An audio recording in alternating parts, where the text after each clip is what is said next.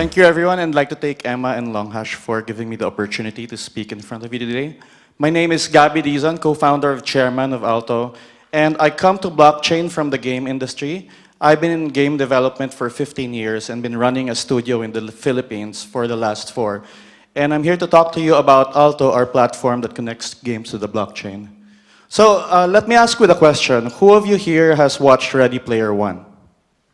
Quite a few. That's very good.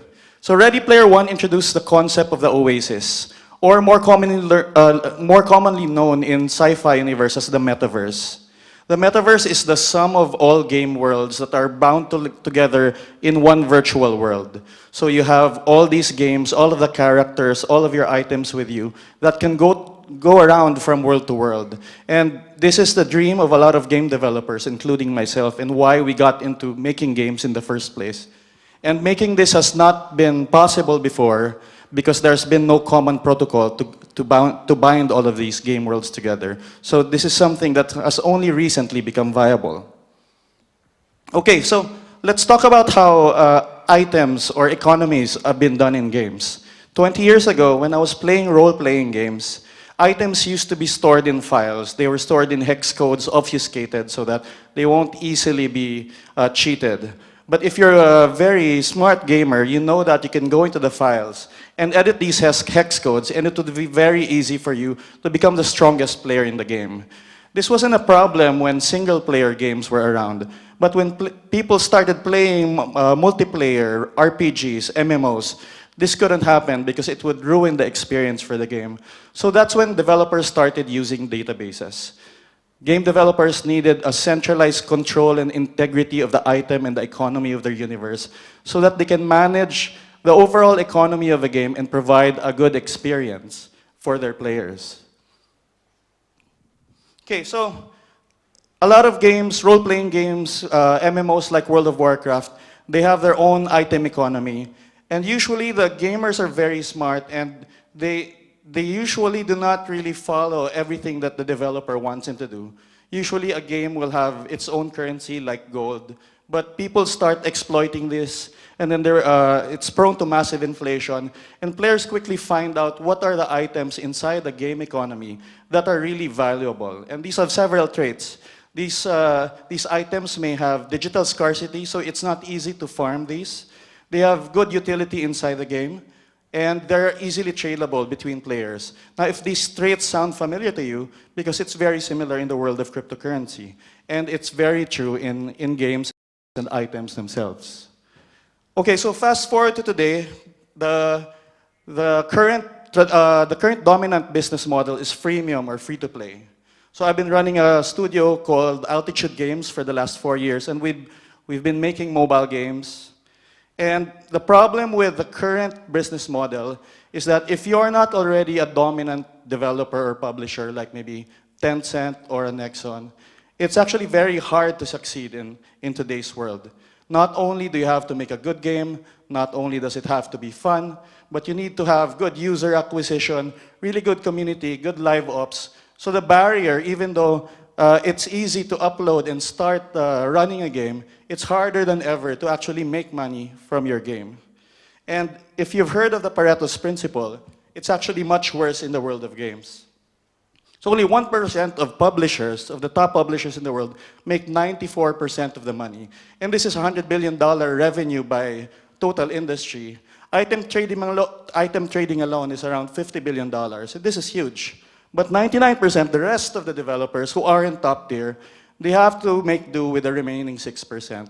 So this stifles creativity. It really concentrates the money in the decision-making in the industry in the hands of a very few small, powerful players. And this is bad for creativity and sustainability in the long run. So that's why it led us to forming Alto. We saw that we could have game developers actually take charge of their own economies inside the game and have better control of their monetization via blockchain-based game items. So why blockchain items? Late last year, there was this standard that was released called ERC 721. This is the Non Fungible Token standard. And this standard allows allows for unique items that can be used as game items. This was popularized by CryptoKitties, which almost brought Ethereum to a halt late last year. And now this is being used in all manners of games. Okay, so why item first economy, and why is this important for games? So first, it gives you verifiable digital scarcity. If the items are public on the blockchain, you know how many items have been printed, you know exactly how rare they are, so it's easier to ascribe a value to this. Secondly, a player has real ownership of the item. You don't really feel it now, but you don't actually own the items you have in the game. When you close the game, shut it down, uninstall it, those items go away with you. With blockchain-based game items, you can have those items forever and even use them in other games. The third thing that's very valuable is the interoperability. It's never really been possible before to have items in one game that go into another. With items that are public on the blockchain, this is now possible, and people can read a contract for an item on the blockchain and import them in their games. So if you take a look at this, you're playing your favorite game, then you're bringing your own CryptoKitty, and then your opponent brings their own crypto zombies, and you're enjoying the game together, and your items come from different sources. You close that game, you open another one, you're playing a trading game, and you're using the same items. So now these items are interoperable across different games. So this has never been possible before, and there are people who are early in blockchain, but we wanted to bring this accessibility to all of the game developers around the world. So this is why we created the concept of Alto. It's a platform that lets you mint, use, and sell these blockchain-based items across your games. Okay, so minting. With the Alto Forge, game developers can easily, without having any special knowledge of Solidity, for example, they can mint their non-fungible tokens on the blockchain. So you can drag and drop an image, say what item you're minting, give the title, give how many you're creating, pay the fee, and you're done. You can already use these items on the blockchain. Then you have to have a wallet to store it. So this is not a typical cryptocurrency wallet. Okay, so for the backpack, we wanted a wallet that would serve as primary usage, storage of your game items. But not only that, you would have like a social network where you would have pseudonymous identity. You can add a friend, and if you have a concept of a friends list, that means you can do discovery via game items. I can see what items my friend has. I can see what games they're playable in. I can see everything that my friends are doing inside other games. So this leads game developers to use these items and use the wallet as a method of discovery of blockchain-based games. And the third one is to sell the Alto Wizard. If you create these items, of course, you would want to sell them to your community. So we want to make an easy way for game developers to do their initial item offering and do a pre-sale of the items to their player base. So this is a little bit like a Kickstarter, except that you're selling limited edition items. So this is a great way to forge a closer bond between a game developer and their community. Okay, so we do have a token in our game, and there's a lot of skepticism around tokens, but we're doing something that's very unique. So gamers, players, can stake the item in their wallets and receive regular airdrops of ERC-721 non-fungible tokens for use in their games. So for game developers, instead of buying ads from Google or Facebook, you can go to the player base, the people who hold the token, and do your airdrop as a form of user discovery. Instead of paying Facebook and Google, you're minting your items, you're sending them to a player base, and this leads them to receive your items, and because they're holding the Alto token, which they know is a way for them to discover new blockchain games, they regularly get these game items that lead them to discover the games. So this will increase the usage and discovery of crypto games. So that's what we're doing. We want to enable the metaverse, and we cannot do it alone. We need a whole community to go with us. We closed a small seed round, and X Square is advising us now. And now the private sale is open. We want developers, we want gamers to all help us in our journey. Thank you.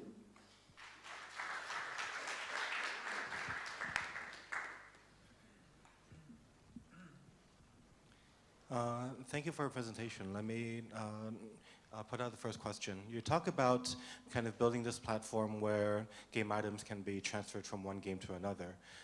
In terms of game functionality, like if I take a Pokemon ball from Pokemon Go and use it in Fortnite, how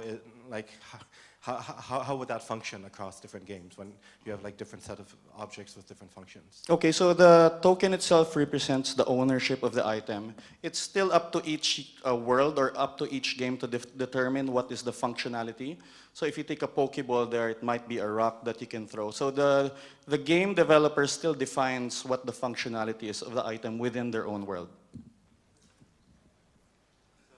So does this mean that each game developer will be responsible for deciding how many items from how many games that they want to support in their game? Yes, that's correct. So for example, you may make your own items for a game, but there may be a sword that's created by a famous artist, or there might be CryptoKitty that you want to import because you want to make use of the CryptoKitty user base.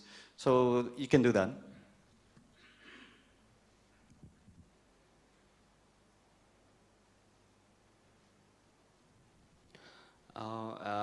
Even though the user have the certain asset in one game, they can use this asset in other game. You mean that? Yeah, so the token represents the ownership of the asset. You can have them used in different games, but not at the same time, because there may be things in the game that change the nature of the token. So, for example, there may be tokens that are destroyed or altered. So you can use the token in different games, but not simultaneously. Game has their own concept and culture, all the design is aligned. So if user can use this certain character or item from other game, I think the game user feels very weird. So it's actually the game developer that creates the art asset for each game. So if you have the CryptoKitty going inside, for example, a 2D pixel world, you have to create a 2D pixel art of the CryptoKitty to represent it there. So it doesn't look exactly the same because only the underlying token is being used as a mark of ownership. But it's up to the developer to create the art asset that represents it inside the game. So for the for the current kind of business model of a lot of gaming companies, they all work on a freemium model, which means the games themselves are free, and then they make their money off in-app purchases and DLC. If I, as a game developer, if I spend so much money and investment developing a game, and I allow people to bring items that they bought from someone else that they paid someone else to make into my game, then that will lead me to lose revenue opportunity for my game, wouldn't it? Not necessarily. So there are new business models that can be created. So for example, you may be able to charge a small fee for people importing their own items that you didn't create in the game. You can have a multiplayer model where you're putting up an item as an ante so that whoever wins the PvP can actually win this item. So there are different business models that will emerge from this kind of model that are different from typical free-to-play.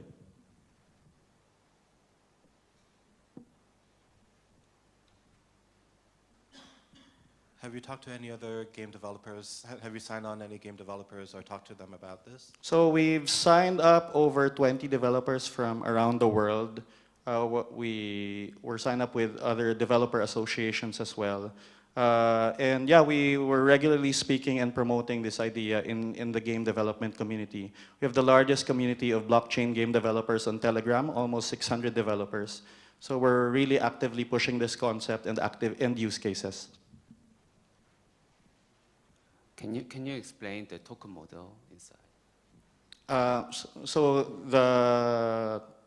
What about what is the token usage of this platform? Okay, so we have a token, and we are releasing 50% in the token sale, and I can send you more details later. Currently, we're still determining, but the former model was that 2/3 of that will be released in private sale, and then 1/3 in public sale. And then we're doing a public sale, probably pushing it out to around the first quarter next year.